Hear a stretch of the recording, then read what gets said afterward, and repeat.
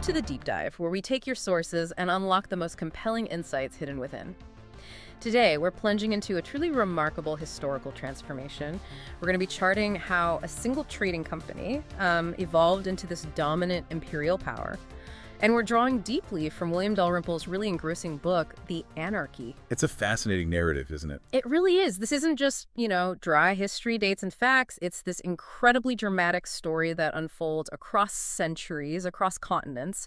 We're looking at the rise of the East India Company set against this really dramatic backdrop of a fragmenting Mughal empire in India. Yeah.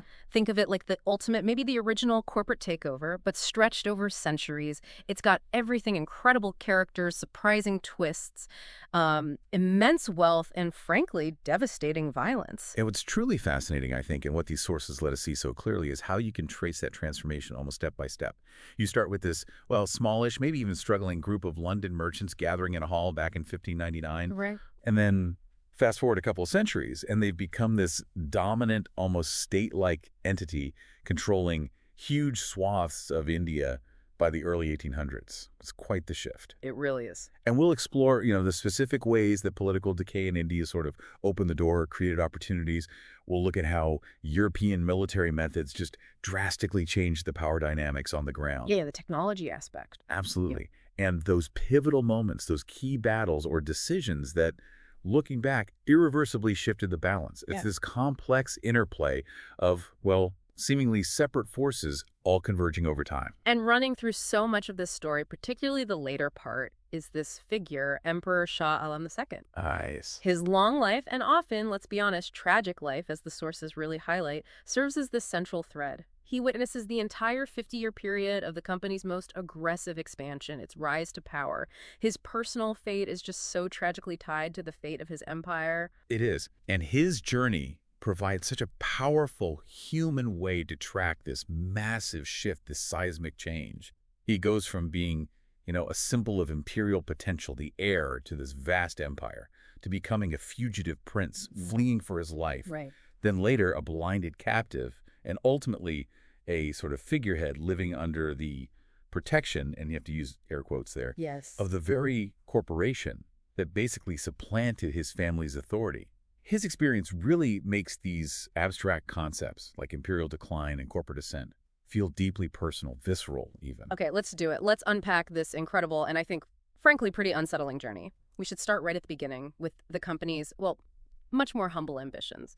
So our story doesn't kick off with grand armies or statecraft or anything like that. It starts with a group of merchants in London in 1599. Yep. And they were literally just trying to figure out how to get a piece of the action, how to get involved in the very lucrative spice trade with the East Indies. What were those initial meetings actually like? Exactly. It's not emperors and generals at this point. The source gives us this really vivid description of that initial gathering, September 24th, 1599. It was, as the source puts it, a motley group of Londoners who met at Founders Hall. Motley group, I like that. It sounds a bit rough, but these weren't minor players, not really. The list included some pretty prominent figures. Sir Stephen Soame, who was the Lord Mayor of London at the time, apparently dressed in his scarlet robes. Right. Plus 2 former Lord Mayors, senior aldermen, and Sir Thomas Smythe, who was a big deal, the auditor of the city. It was a diverse cross-section of Elizabethan London, as the source says. So a mix of people, but influential ones. Influential, yeah. And they were united by this desire to basically cut out the middlemen, the Venetians, the Ottomans, the Portuguese, and get direct access to the wealth of the East, especially spices like pepper, cloves, nutmeg. Their goal was purely commercial, just trade. And their first voyage, when they finally got ships together, it didn't exactly sail into calm, welcoming waters, did it? They faced immediate, pretty tough competition right from the get-go. Oh, far from it. The initial voyages, the first big one, set off in February 1601, led by Captain James Lancaster. He had the ship Red Dragon and 3 escorts. But they encountered significant obstacles almost immediately. The main problem, the Dutch. Ah, the Dutch East India Company, the VOC. Exactly, the VOC. They were already there, already a major established power in the East Indies, and they were better armed, better financed, and frankly, much more ruthless than the English at this point. The sources mention early English captains complaining bitterly about the, quote, insolent Dutch. Insolent feels like maybe an understatement when you read about the extent of their rivalry. It got pretty nasty, didn't it? It really did. The competition escalated very quickly beyond just, squabbling over trade routes. It turned into open conflict. Hmm. There's the infamous Amboina massacre in 1623. That's where Dutch VOC troops in the Moluccas, the Spice Islands, tortured and then killed 10 Englishmen, along with 9 Japanese and 1 Portuguese merchant they accused of conspiring against them. Absolutely horrific. And the source notes that over several decades of this Anglo-Dutch conflict, particularly out in Asia, the English often came off worse. They just weren't as powerful yet. It even reached a point back in Europe where a Dutch fleet sailed right at the Thames, attacked English dockyards at Chatham, and burned English naval ships while they were still at anchor. Wow. Right up the Thames. Right up the Thames. So you can see the EIC was starting from this position of, well, considerable disadvantage against its established European rivals, let alone facing the huge powers in Asia itself. Okay, now let's pivot. Let's look at the other side of the world they were trying to reach. What was India actually like at this time around 1600? Our sources paint this picture of immense wealth, population, power. It's almost hard for us, or for Europeans back then, to really grasp the scale. Yeah, this context is absolutely vital. You have to understand this to get the scale of the EIC's initial undertaking and just how relatively insignificant they were at the start. So India at the dawn of the 17th century, population around 150 million people. 150 million. That's huge for that time. It's enormous.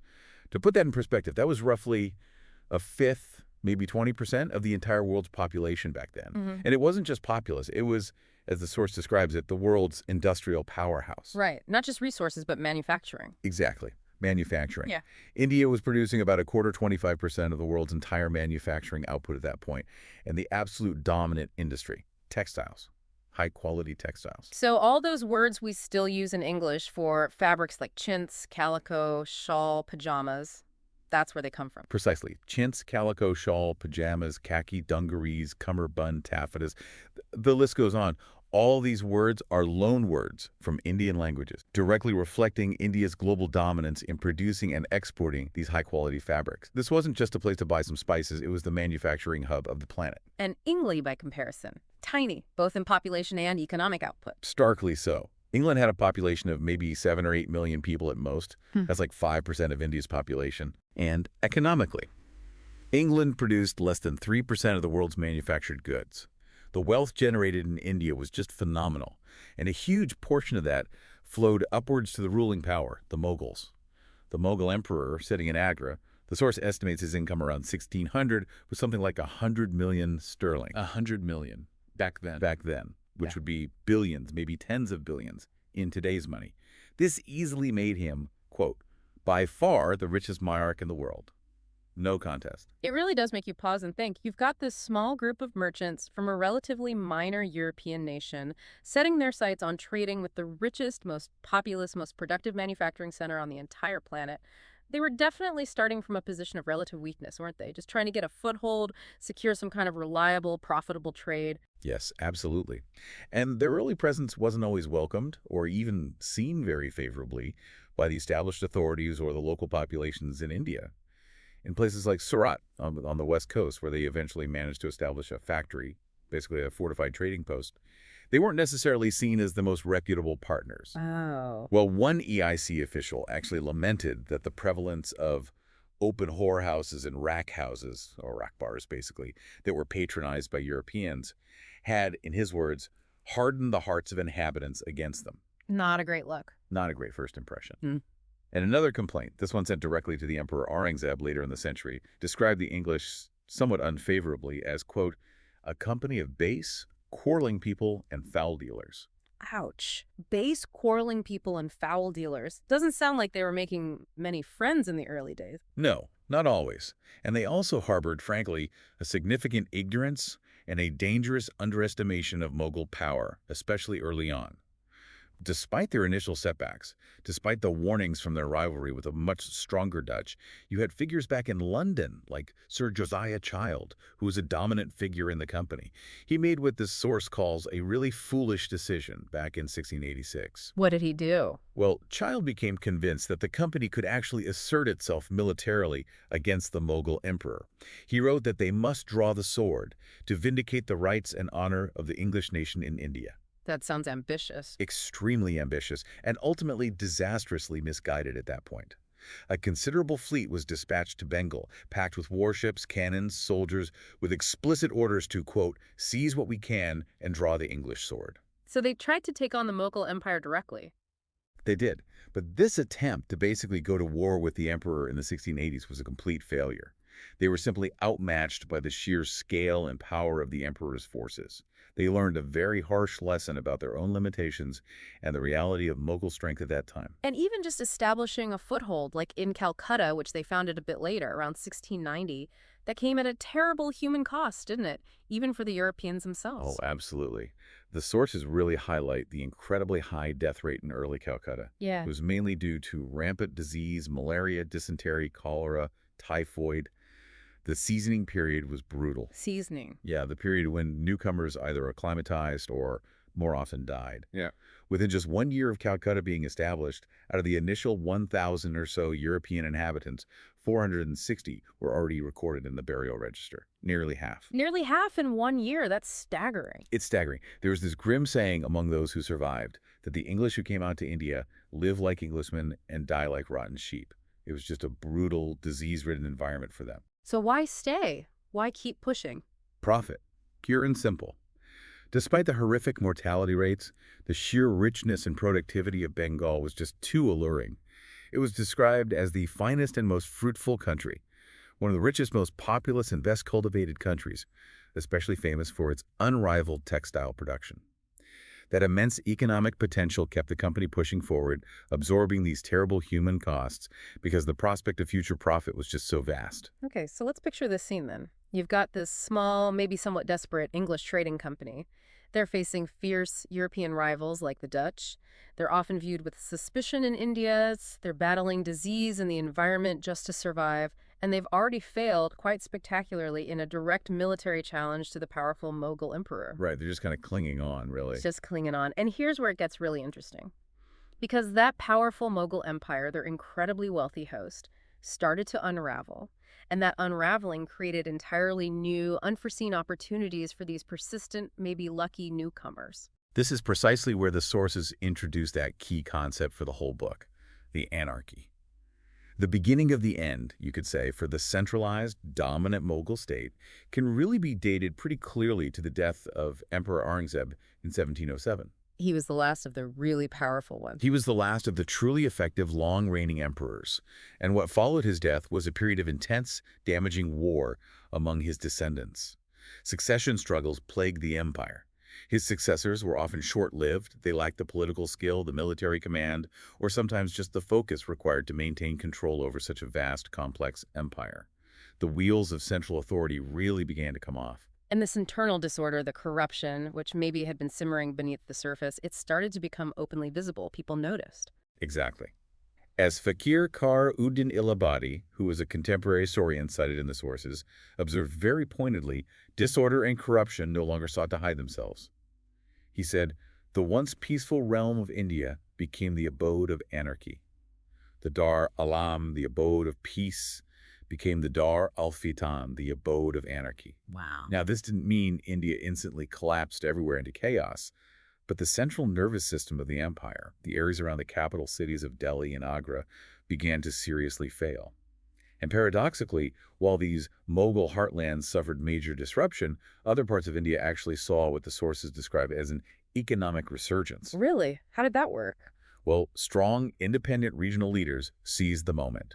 They saw the weakness at the center and used it to consolidate their own power and build up their own regions. So it wasn't like a uniform dark age falling across the whole subcontinent then. Some areas actually found new prosperity during this time. Yes, that's a really key nuance that the sources bring out. The decay at the center didn't automatically mean decay everywhere else. You saw these powerful regional states rising. Think of the Nawabs of Bengal or Awadh or Hyderabad. They might still pay some lip service to the Mughal emperor in Delhi, but for all practical purposes, they were independent rulers, managing their own affairs, their own economies. However, that anarchy was absolutely devastating in the older Mughal territories, the heartland. And that's where groups like the Marathas come in. Their raids sound utterly terrifying based on the descriptions in the sources. The Marathas were a major force. They originated in the Deccan Plateau in western India, but they expanded rapidly across northern India, particularly during this period of Mughal weakness in the early to mid-18th century. The sources describe their raids as devastating. They targeted Mughal-controlled territories, leaving villages, quote, little more than piles of smoking cinders. Just destruction. Utter destruction. The descriptions from contemporary accounts are horrifying. One European traveler recounted finding an indescribably horrid and distressing scene of humans and domestic animals burned and lying scattered about. He described seeing hideous corpses, some char-grilled, others utterly calcined black. They were incredibly effective as raiders and absolutely ruthless. And they weren't just raiding, they were extracting wealth too. Massively. By the 1730s, the Marathas were collecting huge amounts in tribute, essentially protection money, from vast swathes of former Mughal territory. This critically depleted the imperial treasury in Delhi and further weakened the central government's ability to pay its troops or project any kind of power. And it wasn't just the Marathas. Other groups who had previously been subordinate under the Mughals started stepping up, trying to carve out their own states. Absolutely. The weakening of the center created a power vacuum, and various communities and groups moved to fill it. You had the Rohilla Afghans establishing themselves in what's now western Uttar Pradesh. You had the Sikhs consolidating power in the Punjab. You had the Jats building strongholds near Delhi, like at Deg and Viratpur. All these groups began to assume, as the source puts it, the mantle of kingship and governance from what it starkly calls the cadaver of the Mughal Empire. The cadaver of the Mughal Empire. That's a strong image. It is. And it created this incredibly complex, unstable, and often very violent patchwork of competing regional powers. Everyone was vying for resources, for territory, in the vacuum left by the failing central authority. This whole period sounds incredibly volatile and dangerous, especially in Delhi itself, where the power struggles at the very top were just brutal. Our sources mention some truly intense and, frankly, pretty nasty figures involved. Oh, yes. One figure who really encapsulates the brutality and the instability at the heart of the decaying empire is Ghazi-ud-Din Khan. Tell me about him. He's described in the sources as a teenage megalomaniac. And his actions just underscore the utter lack of scruple, the ruthlessness among those fighting for power in Delhi. At just 16 years old, he had already defeated his own political patron. By 17, in 1754, he deposed the reigning emperor Ahmad Shah. And then he had him blinded and murdered. Blinded and murdered the emperor at 17. At 17, he then placed Alamgir II, who happened to be the father of the young prince Shah Alam, our central figure on the throne, thinking he could control him as a puppet. But his ambition didn't stop there. Not at all. He later tried to capture and kill Alamgir II's son, Shah Alam, and then ultimately, in the ultimate betrayal, he assassinated his own puppet emperor, Alamgir II, in 1759. This level of cold-blooded violence, political maneuvering, constant betrayal, it was characteristic of the era in the imperial heartland. And this brings us right back to Shah Alam, the central figure in Dalrymple's narrative. He grew up seeing all of this firsthand, the collapse of authority, the betrayals, the incredible violence surrounding him. He did. His entire early life was shaped by this anarchy. As a young prince, he witnessed one of the most devastating blows imaginable to the empire's prestige and wealth, the invasion by the Persian warlord Nader Shah. Right, the sack of Delhi in 1739. Exactly. Nader Shah defeated the Mughal army under Emperor Muhammad Shah, rode into Delhi, and then systematically looted the imperial treasury. He took the legendary peacock throne, the priceless Kohinoor diamond, basically stripped the Mughals bare. And the sources describe that invasion, and especially the massacre that followed in Delhi, in just horrifying detail. They really paint a grim, grim picture. A Dutch VOC news writer who was there reported that Nader Shah's troops behaved like animals. He estimated that at least 100,000 people were killed in Delhi during the sack. 100,000 people. 100,000. Ghulam Hussain Khan, another contemporary historian, recounted soldiers climbing onto rooftops, killing, slaughtering, and plundering people's property, and carrying away their wives and daughters. Entire neighborhoods were just put to the torch. Anand Ram Mukhlis describes streets strewn with corpses as the walks of a garden are with dead flowers and leaves. The city was left ruined to such a degree that, quote, the labor of years could alone restore the city. Large parts were gutted, including areas around the great Jama Masjid Mosque. It was just a catastrophe. An absolute catastrophe. And it left the Mughal Empire not only financially bankrupt, but also, as the source says, fractured beyond repair in terms of its reputation, its prestige, its central authority. So Shah Alam, from a very young age, sees the empire's vulnerability brutally exposed by this foreign invader. And then he spends his youth surrounded by the internal power struggles, the treachery, the extreme violence of figures like Ghazi-ud-Din Khan, the guy who blinded and murdered his own father and was actively trying to kill him too. He literally had to flee Delhi for his life. Exactly. He experienced the full force of the anarchy from right inside the imperial family itself. He was described early on as a prince whose circumstances were initially so distressing and his poverty so complete that few would think of assisting him or following his fortunes. A tough start. A very tough start. Yet despite all this, he showed, as the source notes, extraordinary determination through horrific trials. He was always aiming to survive, to somehow reclaim his position. And it is precisely into this fragmented, unstable environment where regional powers were rising, violence was endemic, and the central authority was collapsing, that the European trading companies, especially the French and the British EIC, found completely new opportunities. This wasn't just about trade anymore. The stage was being set for them to get involved politically, militarily. They were moving from being traders on the coast to potentially becoming major power players inland. Okay, so as the Mughal heartland is descending into this chaos and these regional powers are jockeying for position, the European companies like the EIC and the French, they weren't just sitting back and trading cotton and spices anymore. No, not at all. They were starting to get actively involved in the local conflicts, right?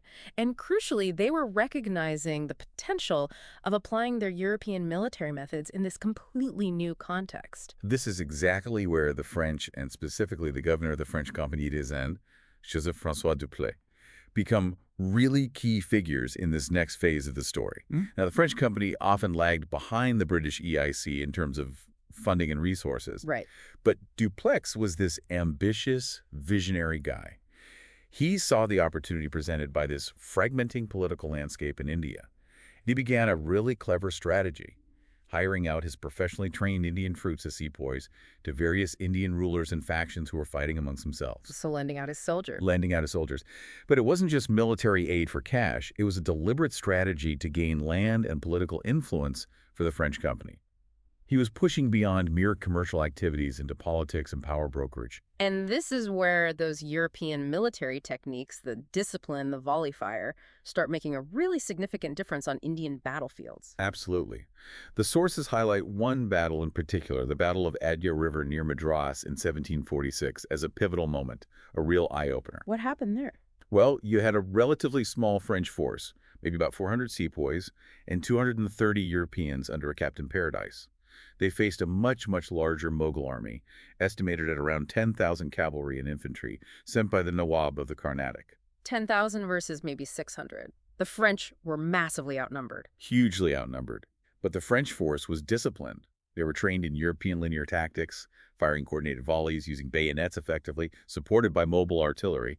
And using these techniques, they completely routed the vastly superior Mughal army, and the casualties, minimal for the French. One account claims only 2 French sepoys were killed in the entire engagement. 2, compared to routing 10,000. That's almost unbelievable. What was the big takeaway from that battle for everyone watching, especially the British EIC? It was a powerful, undeniable demonstration, a real shock to the system.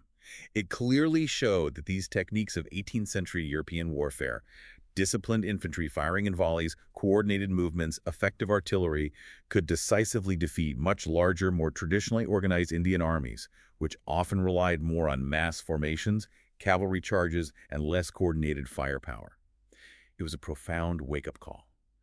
A realization that military technology and, just as importantly, training and discipline could completely offset numerical disadvantages. And that must have been a huge concern for the British EIC, given their constant rivalry with the French everywhere else in the world. Precisely.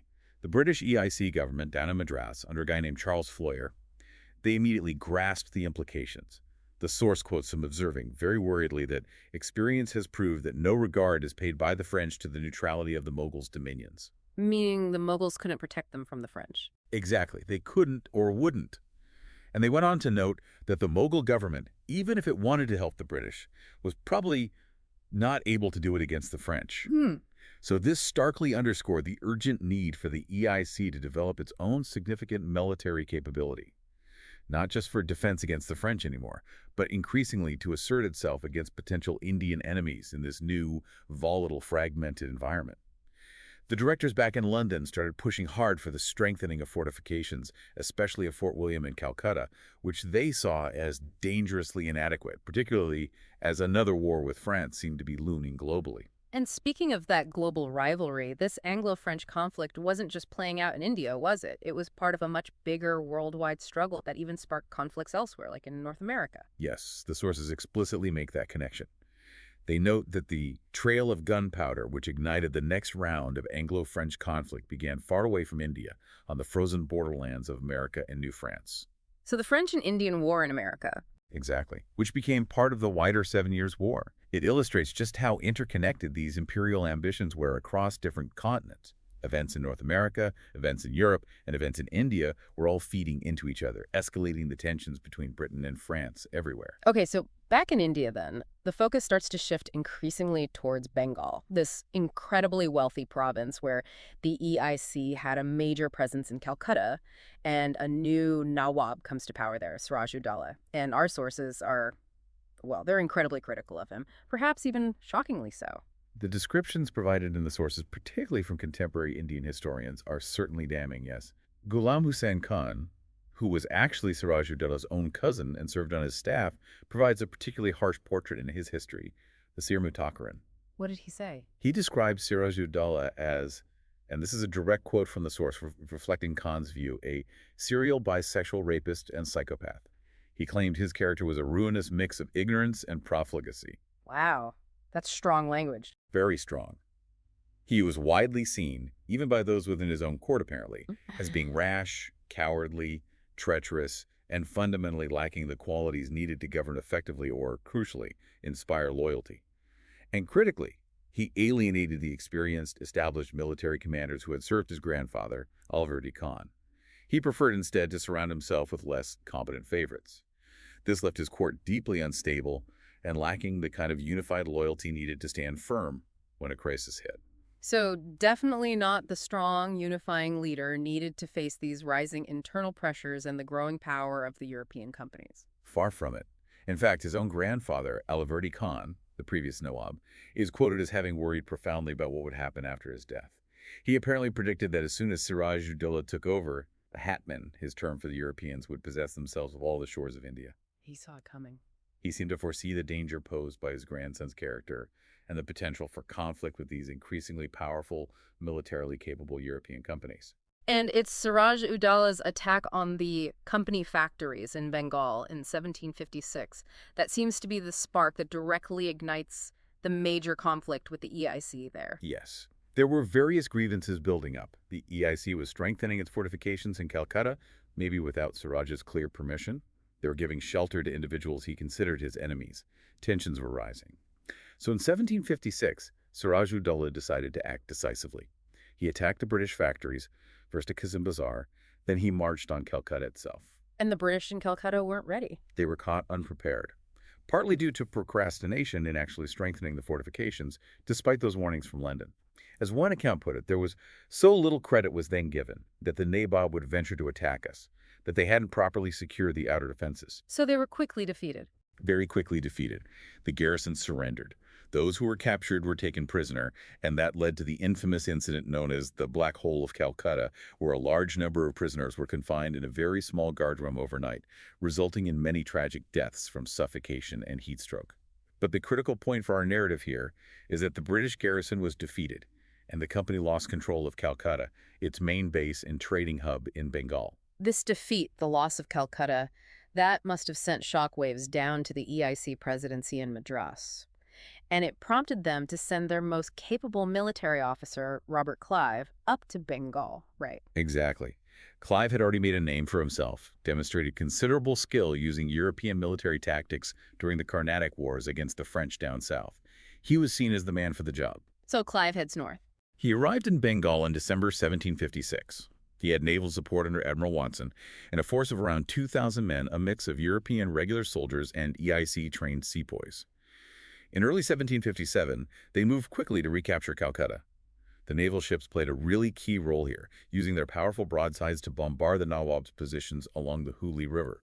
The Nawab's forces, despite their numbers, abandoned their positions after relatively brief fighting. Calcutta was back in EIC hands. Did Clive stop there? No. He then took punitive action.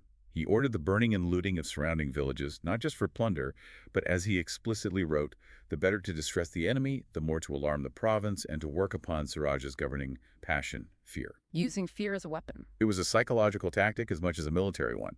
He wanted to intimidate Siraj-ud-Dowlah. But Siraj wasn't finished yet. He gathered a much larger army, reportedly around 60,000 troops, and advanced on Calcutta again. He did. He set up this vast camp just outside the city. Clive, who was never one to shy away from a bold, perhaps reckless move, decided to launch a surprise night attack on Siraj's camp. This was February 4th, 1757. A night attack on a much larger army. That sounds incredibly risky. It was incredibly risky, and it was chaotic. There was dense fog that morning. The attack didn't actually achieve its primary goal, which was to capture or kill the Nawab, and Clive's force suffered significant casualties, losing nearly 150 men.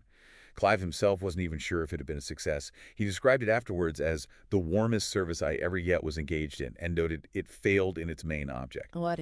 But the crucial, perhaps unintended consequence was the psychological impact. The raid inflicted significant casualties on the Nawab's army, yes, but most importantly, it absolutely terrorized Siraj-ud-Dowlah, who only narrowly escaped with his life in the confusion and fog. It further eroded his confidence, his authority, and the morale of his troops. He became much more willing to negotiate afterwards. This really sounds like it set the stage then. Created the conditions, the fear, the instability in Siraj's court for the event that would become the real definitive turning point, the Battle of Plassey. Plassey, fought on June 23, 1757. It's often described in the sources, and I think quite accurately, as less a conventional battle and more of a transaction, as one historian put it. A transaction, meaning it wasn't really decided by fighting. Not primarily, no. Yeah. This was not a clash of armies decided purely by military might or brilliant tactics on the day. It was really the culmination of a deep-seated political conspiracy, a deal struck behind the scenes. It involved multiple players within the Nawab's own court, financed and facilitated by powerful Bengali banking interests, all working hand in glove with the British EIC, specifically with Clive. Okay, so who were these key conspirators within Bengal? Who was involved in this transaction? Well, it involved elements of the Nawab's court who were deeply dissatisfied with Siraj-ud-Dowlah's erratic and often cruel rule. The most notable figure was his military commander, Mir Jafar. Mir Jafar, he's the key betrayer. He's the key military figure who agreed to betray his master. He was promised the Nawabship, the throne of Bengal, by Clive in return for ensuring Siraj's defeat. But there was another critical component, one that's often overlooked but the sources really emphasize, the alliance between the British EIC and the incredibly powerful Bengali bankers, particularly the family known as the Jagat-Seths. The Jagat-Seths. Tell me more about them. How powerful were they? Immensely powerful. The sources described the head of the Jagat-Seth family at the time as, quote, the greatest shroff and banker in the known world. Apparently, their wealth and financial influence were even greater than all the bankers in Lombard Street, London combined. They were the financiers of the Mughal state in Bengal. Wow. So bigger than the London bankers. That's the claim. They were central to the economy. And the EIC recognized the power of these financial players. They saw them as natural allies against the unstable Nawab, Siraj-ud-Dowlah. Absolutely. The EIC had relied on the Jagat-Seths for credit and financial services for a long time. They understood their importance, and they recognized that their interests aligned in seeking stability and, let's be honest, profitability in Bengal. This alliance, based on reciprocity and mutual advantage, as the source puts it, was absolutely crucial. It gave the EIC access to streams of Indian finance that they simply wouldn't have had otherwise. And, as the source notes, this financial backing radically changed the course of Indian history. The Jagat-Seths, who felt alienated and perhaps threatened by Siraj-ud-Dowlah, saw an opportunity for a more favorable relationship with the British. So they became key financial and political backers of the conspiracy to replace Siraj with Mir Jafar. They helped fund the whole operation. Which means that by the time the armies actually lined up at Plassey, near the village of Plassey, the military outcome was largely predetermined by this behind-the-scenes deal-making and financial backing. Essentially, yes. Mir Jafar was commanding a huge portion of the Nawab's army, maybe half or more, and he was secretly in league with Clive. His ambiguous notes sent to Clive just before the battle basically confirmed the arrangement was still on. So when the battle commenced, it was relatively brief. There was surprisingly little actual fighting, considering the sheer numbers involved maybe 50,000 on Siraj's side, versus about 3,000 for Clive. So what happened on the field? Well, there was an early cannonade. A lucky shot killed one of Siraj's key loyal commanders. Then a heavy rainstorm soaked the gunpowder, rendering much of the Nawab's artillery useless, while the British kept theirs dry. But the decisive factor was that Mir Jafar's vast contingent of troops simply stood aside. They didn't engage. Siraj ad-Dowla's remaining loyal forces were suddenly exposed, outnumbered, and outmaneuvered. After some initial skirmishing and seeing the inaction or outright desertion of key commanders like Mir Jafar, Siraj panicked and fled the field. His remaining army collapsed. So the true significance of Plassey wasn't really the military victory itself, was it? It was the immense financial and political payoff that came immediately afterwards. That's precisely the insight that comes through loud and clear from the sources. Plassey was, at its heart, about money and power, maybe more money than power initially. It was about private fortunes for the officers and dividends for the company, about treasure rather than glory, plunder rather than power. So what was a payoff? How much money are we talking about? Huge sums. Immediately after the battle, Mir Jafar, now installed as the new Nawab by the EIC, was forced to pay enormous amounts. Around 1.2 million sterling was paid directly to the company and its leading servants. Clive himself personally received at least £170,000. 170,000 pounds. In 1757, that's an astronomical fortune. An absolutely life-changing fortune. And that was just the start. Over the next 8 years or so, the total political gifts and payments extracted from Mir Jafar and his successor by the company and its employees amounted to perhaps £2.5 million, maybe even closer to £3 million, according to Clive's own later estimates.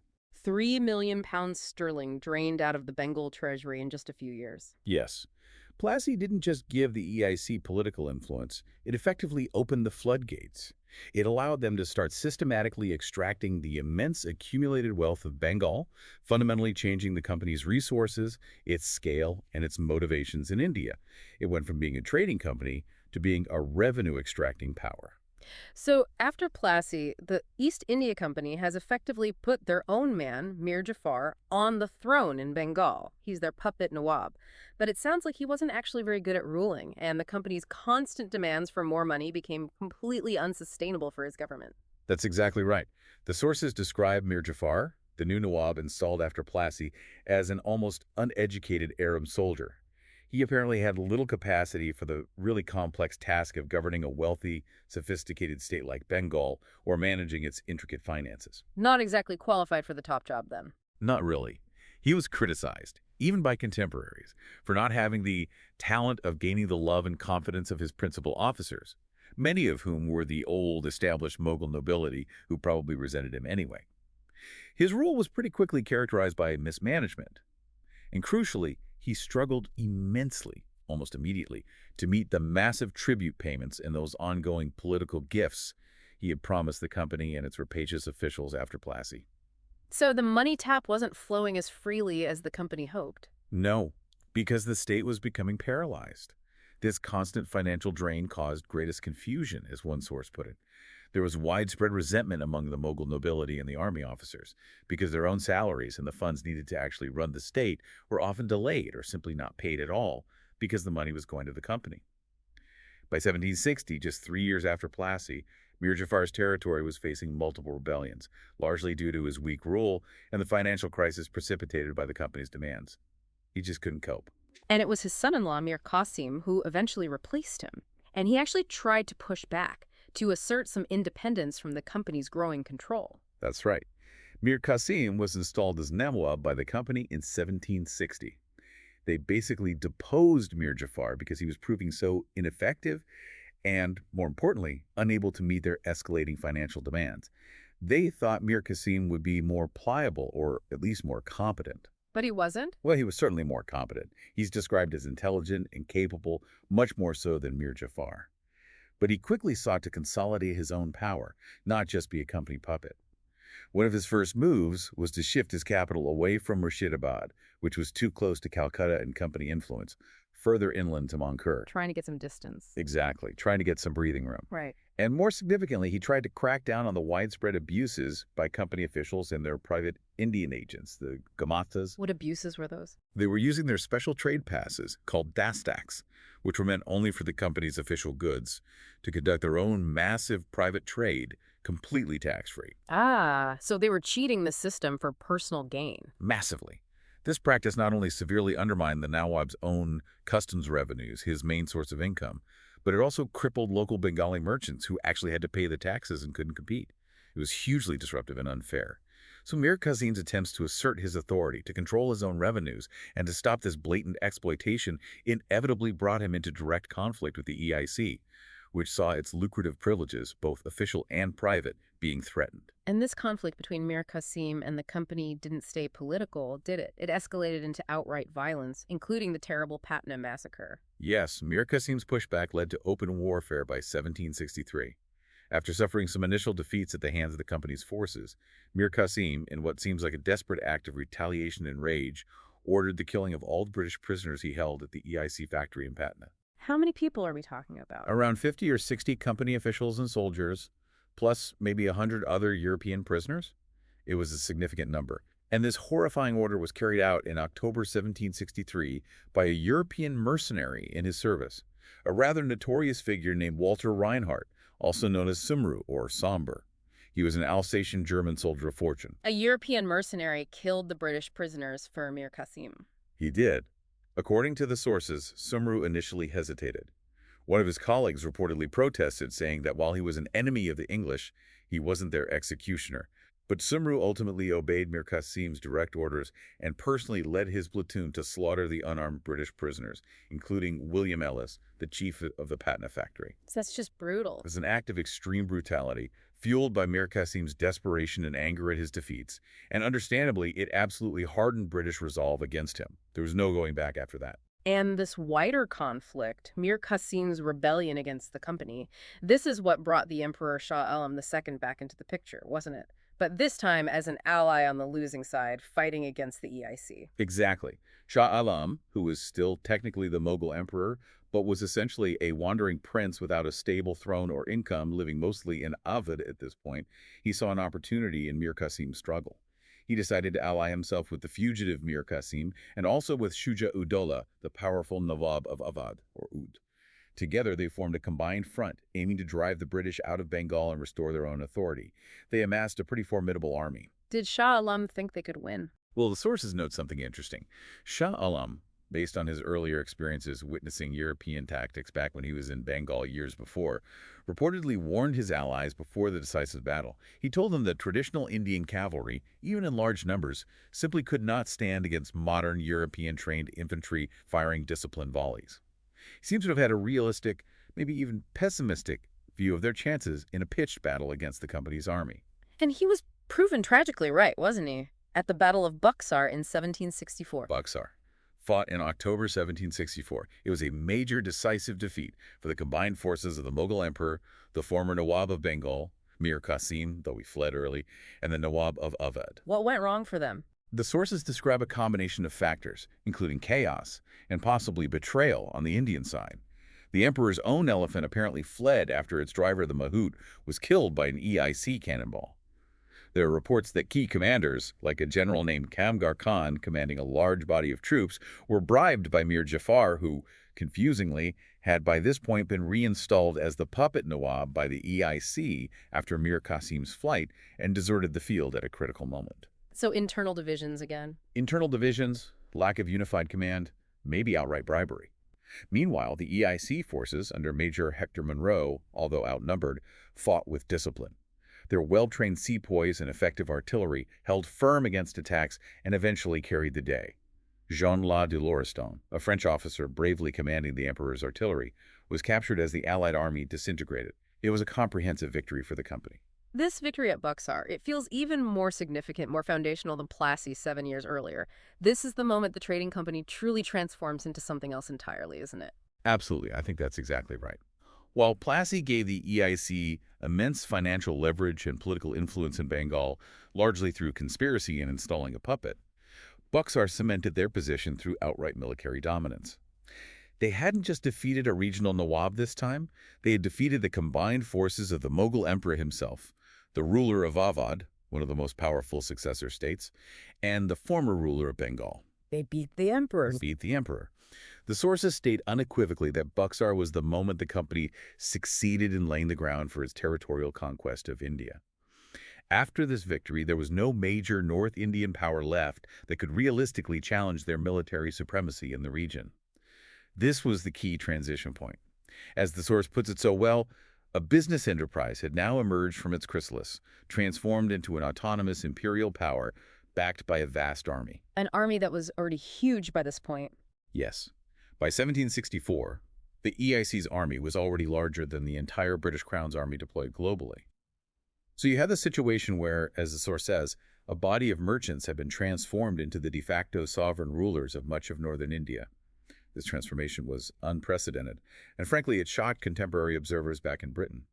How could an incorporated society of private traders become, as one critic put it, a cabinet of Asiatic princes?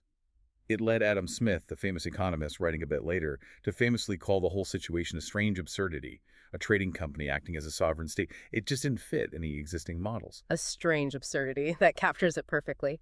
So, what became of the Emperor Shah Alam after that devastating defeat at Buxar? Where did he fit into this new reality of company dominance? He was on the losing side.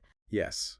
After Buxar, Shah Alam found himself in a very precarious position. He was effectively defeated, reliant on the goodwill of the victors. He needed protection, he needed support, he needed an income. The EIC, on the other hand, under the leadership of Robert Clive, who had returned to India as governor with greatly expanded powers, recognized that having the defeated emperor under their control was incredibly valuable. Why valuable? He had no real power left. Because his name, the title of Mughal emperor, still carried immense symbolic legitimacy across India. Even though his actual power was gone, rulers across the subcontinent still theoretically derived their authority from him. The EIC wanted that legitimacy to grant a cloak of legality to their new territorial acquisitions and their growing power.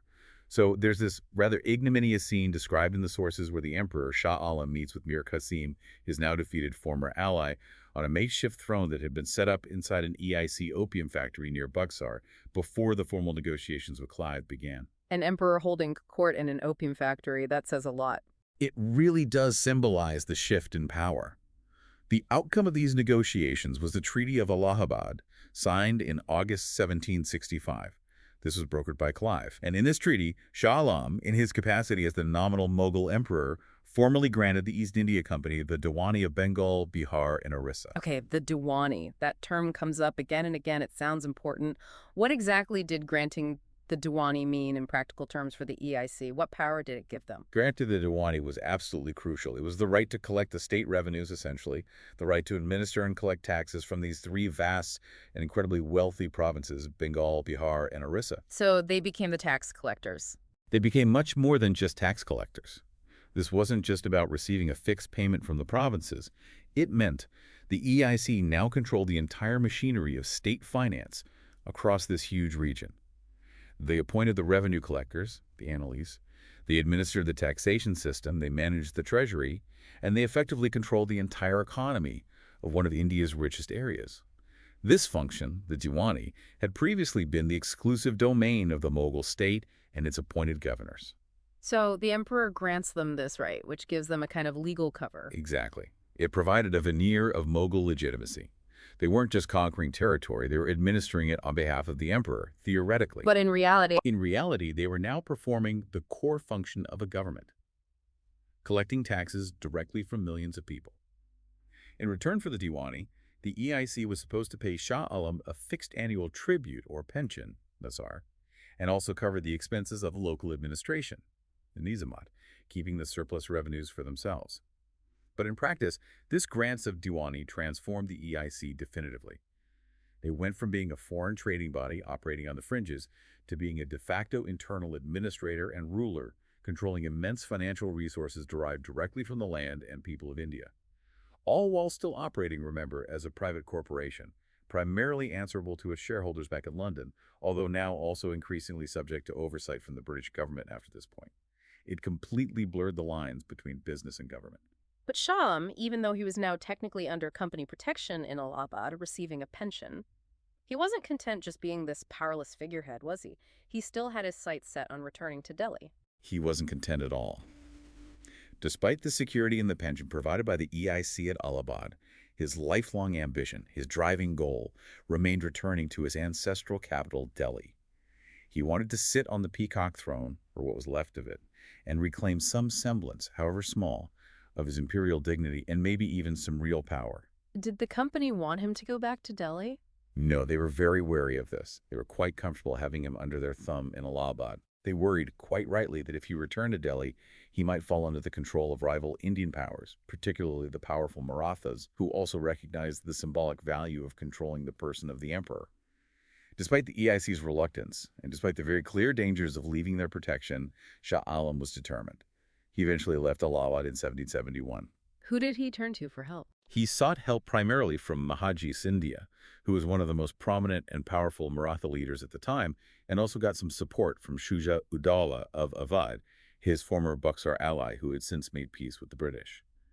Shah Alam hoped that their military strength, maybe even combined with British arms, if he could somehow persuade the company to support his restoration, could help him regain some real authority in Delhi. It was a gamble. But by this time, Delhi itself was, well, it was a ruin, wasn't it? Just a shadow of its former imperial glory after decades of conflict, invasion, and neglect. It really was. Travelers arriving at Delhi in this period, the 1770s, paint this picture of widespread decay and desolation. The source quotes one traveler describing one general scene of ruined buildings, long walls, vast arches, and parts of domes. He wrote, "It is impossible to contemplate the ruins of this grand and venerable city without feeling the deepest impressions of melancholy."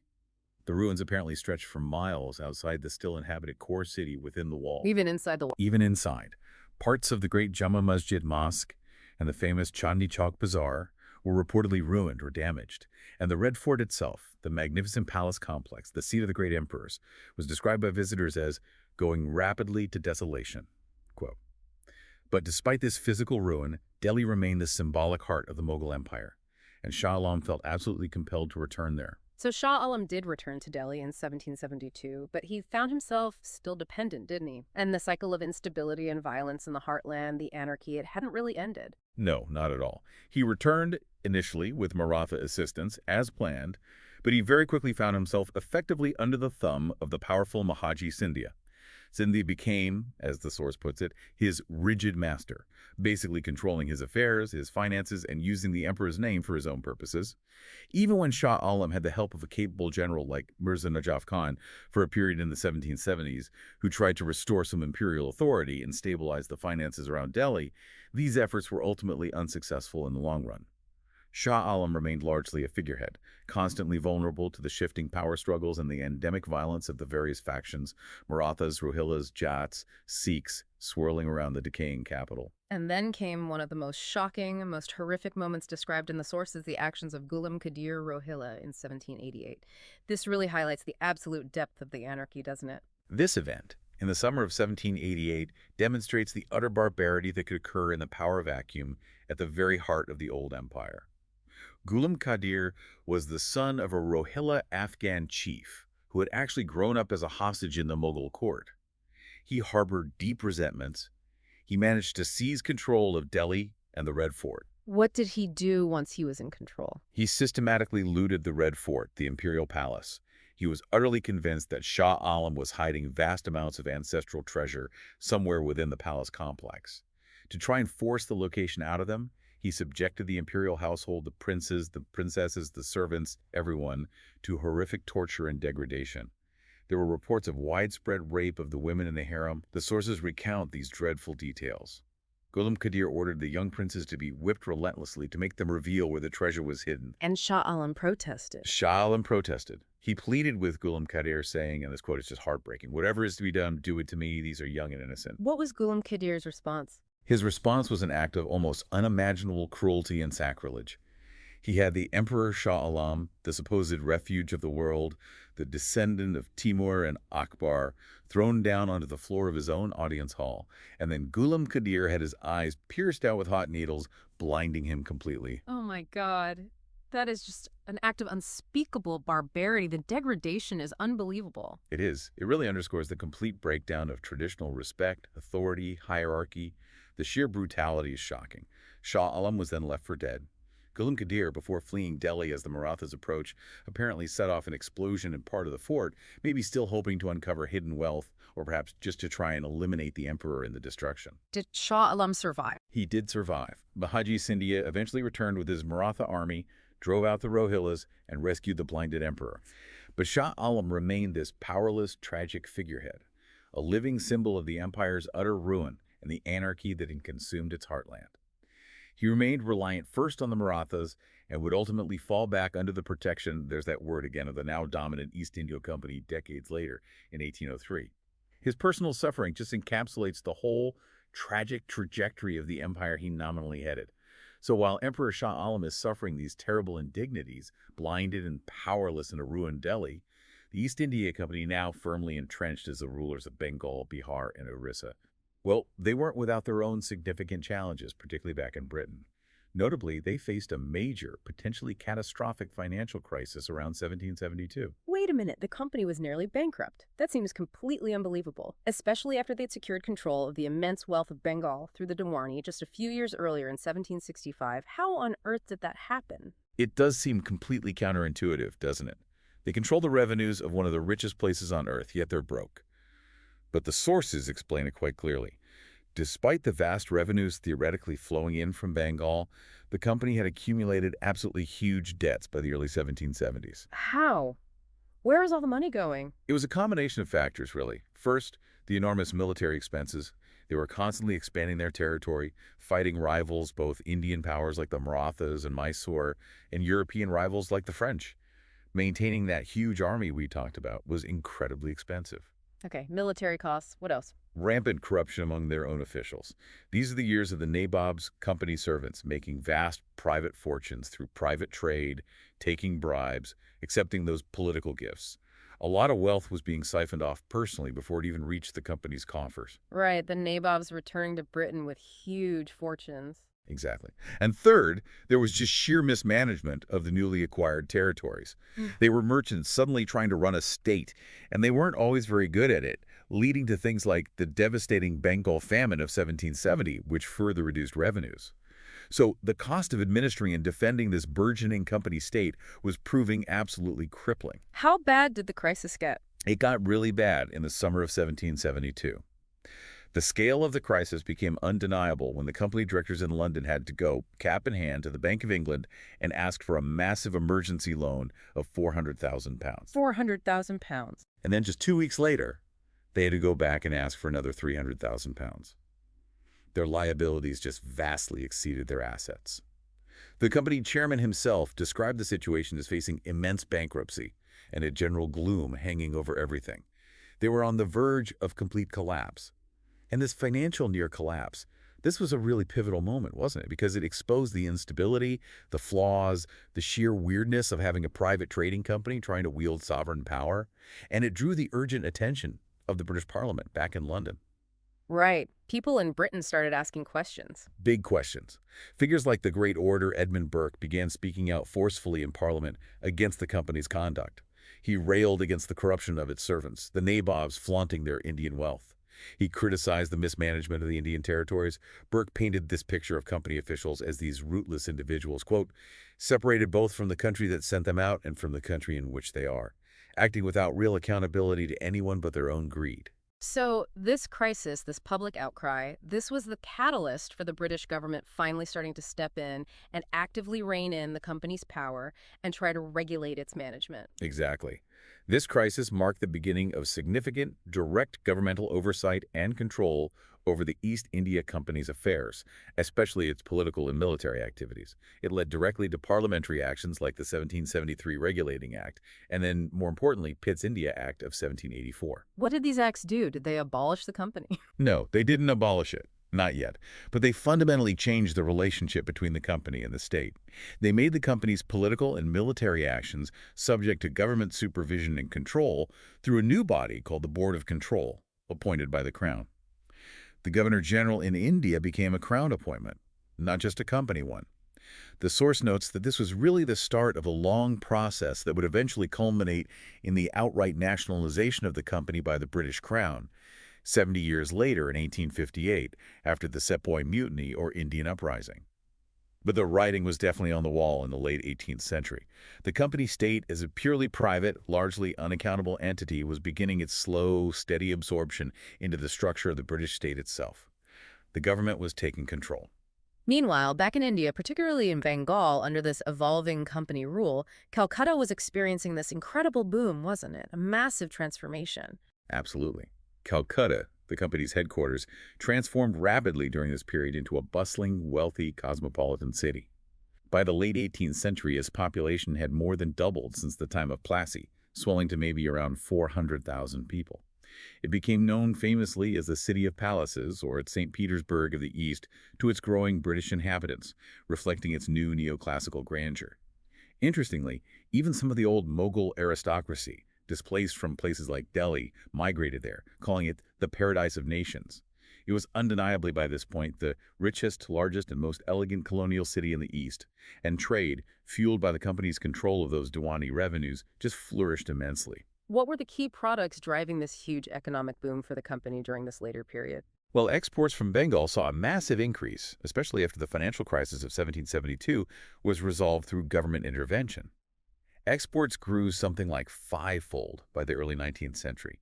Fine Bengali textiles, those muslins, cottons, silks, remained crucial, although they started facing increasing competition later from Britain's own industrial revolution. Right. Opium, grown in Malwa and Bihar, became increasingly important, especially for trading with China.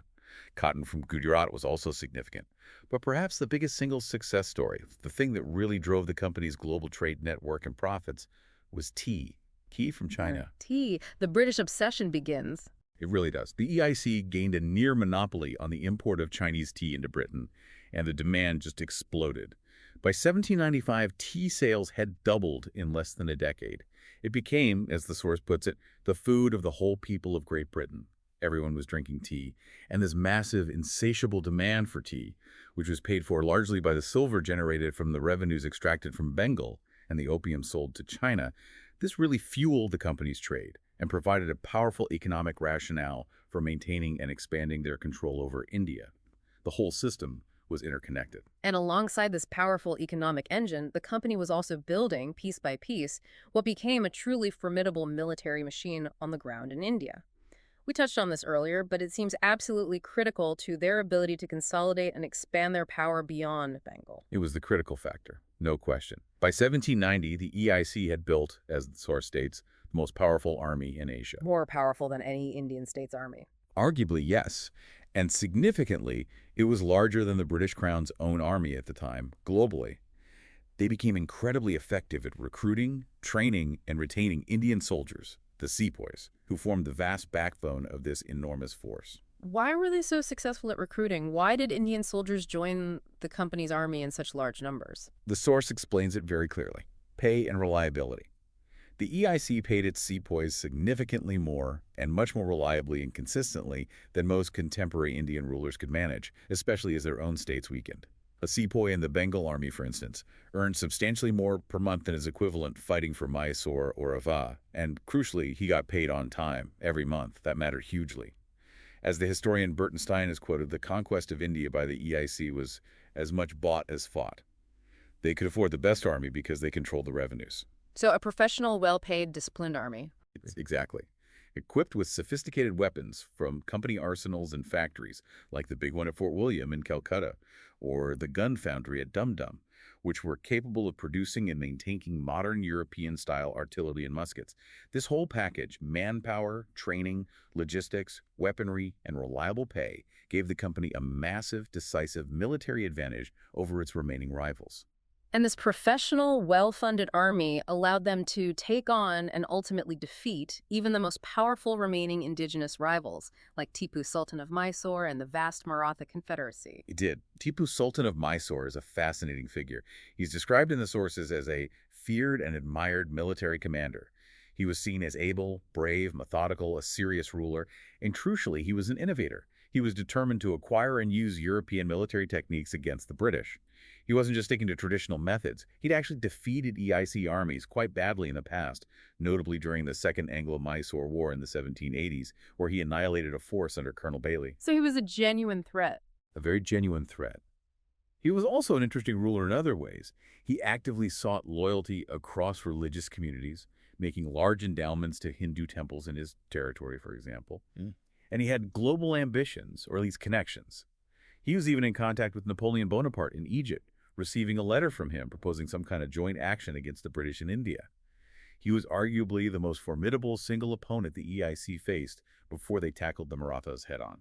But the arrival of a new, very ambitious Governor General, Richard Wellesley, in 1798 signaled a shift towards a much more aggressive, expansionist policy aimed at consolidating British power across the board. Yes, Richard Wellesley. He was the elder brother of Arthur Wellesley, who would later become the Duke of Wellington, famous for defeating Napoleon at Waterloo. Richard Wellesley had a very clear, unapologetically imperial vision. He apparently despised the purely mercantile origins and spirit of the company. He saw it instead as an instrument, the instrument of the British state's imperial ambitions in the East. So less about profit, more about empire. For Wellesley, yes, and he was fiercely Francophobe. He was obsessed with eliminating any trace of French influence or potential French alliances in India. He used the EIC's formidable army and its financial resources, which were now, remember, under increasing governmental oversight from London, to aggressively pursue this objective. His main tools were forcing Indian states into subsidiary alliances, which basically gave the company control over their foreign policy and military, or outright conquest if they resisted. His first major target was Tipu Sultan. Wellesley deliberately provoked and then waged the Fourth Anglo-Mysore War, leading to Tipu's defeat and death in 1799. How did that war end? It culminated in the intense siege of Tipu's capital city, Srirangapatnam. The sources describe Tipu showing characteristic tenacity and ingenuity in his defense, using rockets and innovative tactics. But the EIC forces, employing their superior siegecraft, discipline, and overwhelming heavy artillery, were ultimately successful. They breached the walls. Tipu was killed during the final chaotic assault on the city, fighting bravely to the end, apparently. And infamously, the British forces then engaged in widespread looting, stripping immense wealth jewels, gold, Tipu's library, his mechanical tiger from his palace. So, with Tipu defeated and Mysore effectively neutralized, the last major indigenous rival capable of challenging the EIC on a large scale was the Maratha Confederacy. That's right. The Marathas still controlled vast territories across central and western India. They were still, collectively, a formidable military power. However, the sources consistently highlight their critical weakness, internal disunity, especially after the death of the very capable leader Mahaji Scindia back in 1794. What happened after Mahaji Scindia died? His successor, Daulat Rao Scindia, was young, relatively inexperienced, and became locked in a bitter, destructive rivalry with Jaswant Rao Holkar, another powerful Maratha chief based in Indore. This internal conflict, this infighting between the major Maratha houses, significantly weakened the Confederacy as a whole. It prevented them from presenting a united front against the growing British power. And Richard Wellesley, being the astute political operator he was, expertly exploited this political fracture. He played them off against each other. So he didn't have to fight all the Marathas at once. Exactly. Rather than facing a unified Maratha superpower, Wellesley was able to campaign against and defeat the major Maratha principalities, Scindia, Holkar, the Bonsal Raja of Nagpur separately, or in shifting, unstable coalitions during the Second Anglo-Maratha War, which broke out in 1803. Key battles, like the Battle of Assaye, fought by Arthur Wellesley against Scindia's forces, were incredibly fierce and costly for the EIC. Wellington later called Assaye the hardest fight he was ever in. Harder than Waterloo. That's what he apparently said. But they were ultimately decisive victories for the company. They showcased the effectiveness of those well-trained sepoy battalions and the company's superior artillery and command structure. The sources note that Scindia had excellent infantry, trained by French officers, but internal betrayals and maybe a lack of overall coordination cost the Marathas dearly in the end. And crucially, it was during the Second Anglo-Maratha War in 1803 that the EIC forces under General Gerard Lake finally captured Delhi, and they took the Emperor Shah Alam II under British protection. Yes, that was a hugely significant moment, both militarily and symbolically. After defeating Scindia's main northern army near Delhi, a battle where Lake managed to successfully ambush a larger Maratha force, which, despite its French training, was perhaps operating under a less skilled commander than Scindia's main army at Assaye Lake's forces, entered the old imperial capital. And there they found the blind, elderly emperor Shah Alam, living in relative poverty and still largely dependent on the defeated Marathas. Lake formally placed him under the protection of the East India Company, promising him respect and a pension. So the emperor becomes a pensioner of the company. Exactly. The Mughal emperor, the descendant of Akbar the Great, and Aurangzeb, the nominal sovereign of India, was now effectively a pensioner and a figurehead controlled by this British trading corporation. The symbolism was profound. By the end of 1803, the transformation was largely complete. Wellesley's vision, which was articulated starkly by his successor Sir George Barlow, had effectively become reality. Barlow wrote that the goal was that no native state should be left to exist in India which is not upheld by the British power, or the political conduct of which is not under its absolute control. Total dominance. Total dominance, or at least paramountcy. This aggressive, expansionist policy, pursued relentlessly with the EIC's now vast and professional army, funded by Indian revenues but increasingly directed by the British government in London, laid the definitive groundwork for the British Raj.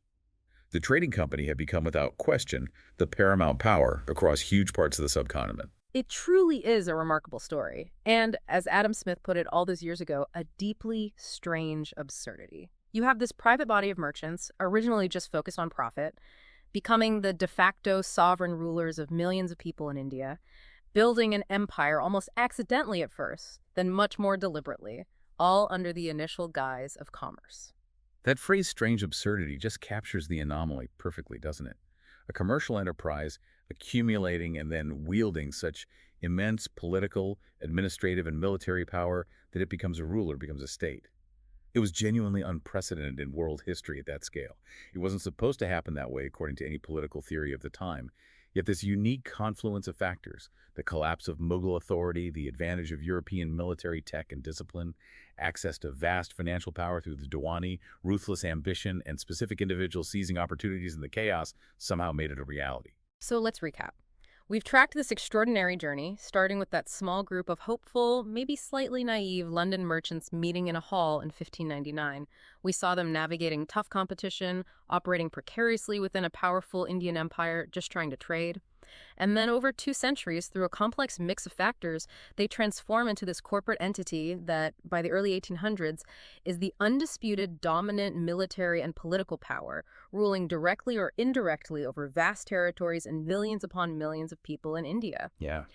It's a story, as we've seen, driven by opportunity found in the chaos of Mughal decline. It was enabled by military innovation and the creation of that massive professional sepoy army. It was fueled by strategic financial alliances, particularly with Indian bankers initially, and then built on the immense wealth extracted directly from Bengal via the Diwani. And we have to acknowledge, it's a story undeniably stained by incredible violence, by exploitation, by corruption, and by immense human suffering epitomized, perhaps, by the tragic figure of Emperor Shah Alam II himself. And the sources, particularly Dalrymple's narrative weaving them together, show so clearly that the East India Company's transformation wasn't something separate from the events unfolding within India. It was deeply, inextricably intertwined with the decline of the Mughal Empire, the rise of regional powers, and the personal struggles of figures like Shah Alam II. His life story really is a microcosm of the whole era, isn't it? From being the prince of a vast empire to becoming a fugitive fleeing assassins, then a blinded prisoner tortured in his own palace, and ultimately ending his days as a figurehead under the protection of this powerful corporation that had systematically usurped the authority of his ancestors. It's a poignant, deeply tragic illustration of this entire historical shift. And the very idea of a private corporation accumulating and wielding this kind of political and military power, effectively acting as a state, it feels incredibly relevant, still, even today, doesn't it? Maybe not in exactly the same form with armies and territory, but that core tension between concentrated corporate power and the public interest state authority, that feels very modern. I think this history definitely raises that important question, and it's one that the sources themselves hint at towards the end when discussing contemporary anxieties. What does this historical example, this extreme example of a corporation accumulating and wielding political and military power to the extent that it becomes a state, what does it teach us about the potential intersections and the potential dangers of unchecked business influence interacting with government and authority today? The sources mention anxieties voiced in modern times, citing Raghuram Rajan, the respected former governor of India's central bank.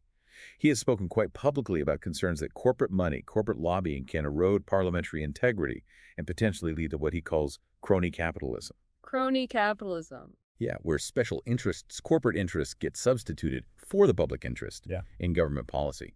Rajan himself noted that these modern anxieties about corporate influence distorting politics are, quote, remarkably similar to those expressed centuries ago about the East India Company. The EIC became this huge symbol of ostentatious wealth, corruption, and undue political influence back in Britain in the 18th century. It's a historical echo that definitely resonates across time. The dynamics feel familiar. So reflecting on this whole deep dive into the anarchy and this unsettling history of the company state, here's maybe something for you, our listeners, to consider. Given the immense economic power, the global reach, the political influence that large corporations hold in the world today, how can societies, how can citizens ensure that that economic power doesn't morph into unchecked political influence? How do we prevent a modern version, perhaps more subtle, perhaps not, of that strange absurdity, the East India Company's transformation into an imperial ruler, from echoing in our own time? Fade out.